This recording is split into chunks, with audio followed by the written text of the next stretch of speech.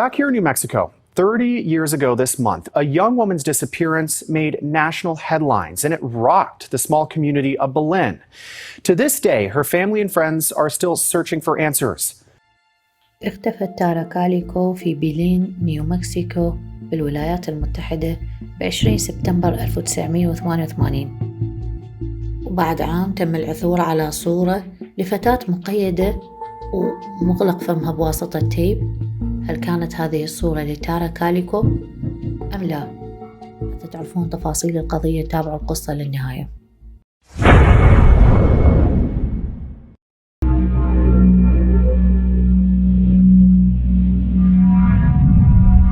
هلا متابعين، قضية اليوم تعتبر من القضايا الباردة الأنسولفد اللي لم تحل إلى يومنا هذا، على الرغم من محاولات عديدة للبحث من قبل الشرطة واستئناف فتح ملف القضية لمدة 30 عام بين فترة وأخرى من قبل الشرطة، لكن لم يتم العثور على تارا إلى يومنا هذا. زين، خلونا بالبداية نتعرف عن تارا وتفاصيل حياتها وحتى ناخذ فكرة عن القضية من البداية.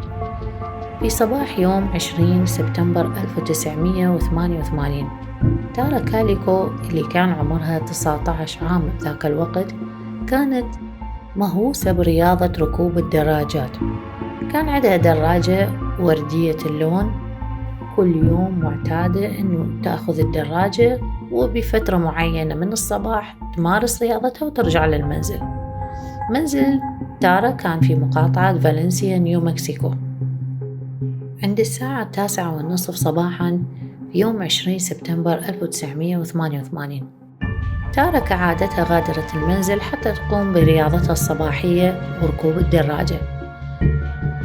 كانت تارا معتادة أن تقود دراجتها وردية اللون على طول الطريق السريع اللي موجود بالقرب من منزلها، واللي شوهدت آخر مرة على هذا الطريق السريع حوالي الساعة 11:30 صباحاً في يوم 20 سبتمبر 1988 لآخر مرة من قبل أشخاص.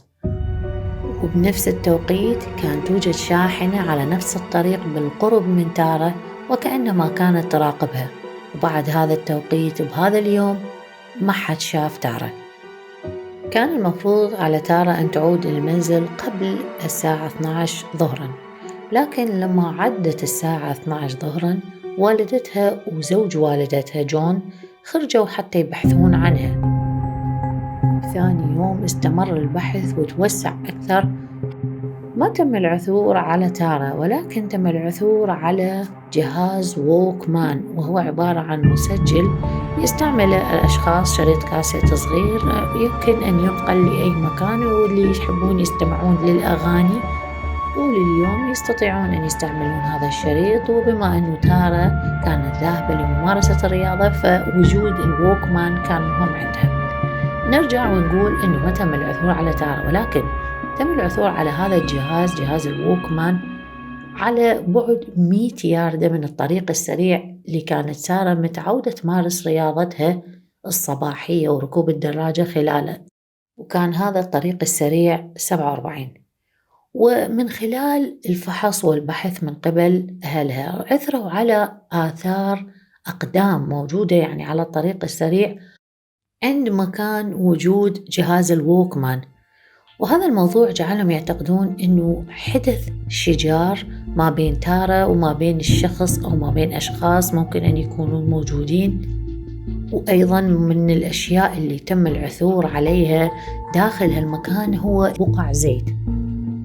واستمر البحث لكن دون جدوى، لم يتم العثور على أي أثر لتارا، لا حية ولا ميتة. وتمر الأيام وتحقيقات كثيرة مستمرة ودون جدوى. تحولت قضية تارا بعام 1989 إلى قضية باردة غير محلولة، قبل أن يحدث حدث يغير مسار القضية وتأخذ منعطف غريب بعيداً عن ما كنا نتوقع.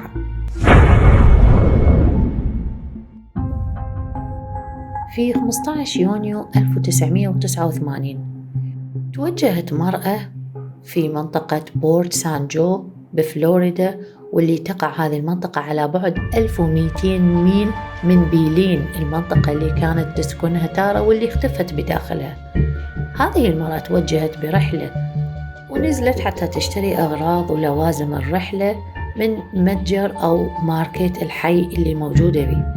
عندما نزلت المرأة من سيارتها لاحظت أنه توجد سيارة فان بيضاء بموقف السيارات. وبعد خروجها من المتجر لاحظت وقوع صورة بمكان وجود الشاحنة الفان، وهي صورة لفتاة مراهقة وصبي صغير، وكان من الواضح أنه أيديهم من الخلف مقيدة وتم وضع شريط لاصق على فمهم. واللي واضح من الصورة أيضاً أنه الفتاة والصبي كانوا منقولين أو موجودين داخل شاحنة الفان اللي شاهدتها المرأة. طبعاً المرأة شكت بالأمر فأخذت الصورة وتوجهت مباشرة للشرطة. الإعلام الوطني نشروا آلاف القصص عن هذه الصورة، اللي بالصدفة والدي تارا شاهدوا واحدة من هذه القصص وتواصلوا مع شرطة فلوريدا وتعرفوا على الفتاة اللي موجودة في الصورة واللي كانت تارا.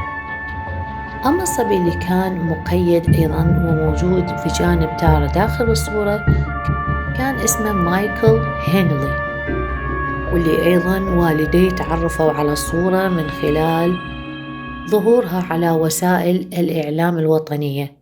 وكان الصبي مايكل قد اختفى أثناء رحلة تخييم مع عائلته واللي كانت في جبال زوني عام 1988. تم تحليل الصورة من خلال تحليل المصنع، وحدد تحليل المصنع أنها تم التقاطها مؤخراً من خلال فحص مكثف من خلال مكتب التحقيقات الفيدرالي، مقارنة فنان في الصور من الطب الشرعي ما بين صور المراهقين المفقودين تارا ومايكل. أكدوا أنها ممكن أن تكون 85% هي صور تارا ومايكل. وفوراً بدأت الشرطة بعمليات البحث عن سيارة البضائع البيضاء التي كانت متوقفة بالمتجر واللي شاهدتها المرأة في 15 يونيو 1989، ووصفتها بأنه ما كان بها النوافذ وكانت تحتوي على باب منزلق من الجانب. قضية تارا تم بثها لأول مرة ب20 سبتمبر 1989، يعني بالذكرى السنوية لاختفائها، وأيضا تم بثها مرة أخرى ب24 يناير 1990 أملا من الشرطة للحصول على معلومات ممكن أن تدلهم على مكان تارا، لكن لم يتم العثور على أي دليل ولم تحل قضية تارا لهذا اليوم وهي مفقودة ليومنا هذا.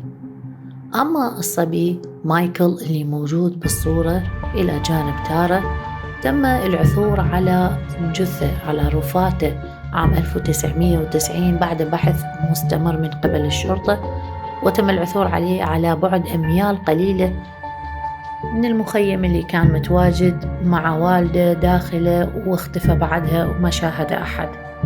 من خلال تحليل الطب الشرعي لجثة مايكل اكتشفوا أنه ما كان متوفي بسبب الاختطاف، ولكن كان سبب الوفاة هو التعرض المستمر للحياة البرية بعد أن ضل طريقه داخل الغابة بعد ما كان مع والده خلال رحلة التخييم. بعد اكتشاف جثة مايكل فصلت الشرطة قضيته عن قضية تارا. بعام 2003 عائلة تارا انتقلوا إلى فلوريدا، لكن للأسف والدة تارا بات توفت عام 2006، وأيضا والدها توفى عام 2002، ومع ذلك زوج والدتها جون موجود على قيد الحياة ولحد الآن يأمل أن يتم العثور عليها.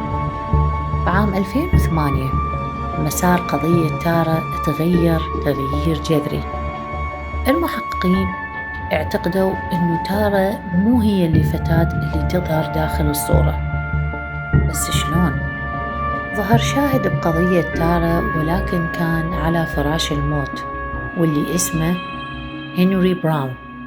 اعترف هنري للشرطة أنه شاهد تارا وهي تنقتل على يد رجال كانت تعرفهم من المدرسة. ليش ما اعترف بوقت وقوع الجريمة؟ خلونا نعرف التفاصيل.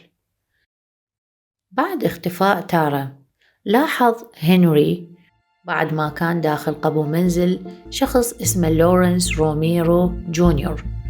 لاحظ انه اكو جثة شابة ملفوفة قماش ازرق، وكانت مدفونة بقبر مؤقت، يعني قبر مفتوح وبس مو مغلق، قبر مؤقت. ميرو شخصين آخرين، واحد يدعى ديف سيلفا وآخر أيضا ما أعرف شنو اسمه بالضبط. هذول الأشخاص الثلاثة اعترفوا لهنري إنه الجثة كانت لتارا، وبيوم اختفائها كانوا الثلاثة موجودين مع شخص اسمه ليروي شافيز بشاحنة عندما كانت تارا تمارس رياضتها وتركب دراجتها. بهالأثناء وهم شاهدوا فتاة موجودة بالشارع، حاولوا إنه يلفتون انتباهها من خلال حركات يقومون بيها بالسيارة، لكنهم صدموها بالسيارة واختطفوها واخذوها إلى حفرة واعتدوا عليها اعتداء جسدي، الاعتداء من النوع الثاني. بعد كل هذا اللي صار هددتهم إنه تذهب للشرطة وتعترف وتسجنهم، فروميرو طعنها حتى الموت. زين الآخرين سيلفا وشافيز وأيضا الرجل الثالث قاموا بإخفاء جسدها بغابة قريبة. وبعد البحث المكثف ما تم العثور على جثة تارا بمكان وصف هنري. أخبر هنري الشرطة أنه سبب منعه من التكلم والتستر على الحادثة أنه هددوه بالقتل إذا أبلغ الشرطة، واللي ساعدهم على هذا أنه والد لورنس روميرو كان من ضمن كوادر الشرطة ذلك الوقت، وأيضا والدا الرجلين الآخرين اللي ساهموا بقتل تارا كان لهم يد كبيرة بالتستر على الجريمة.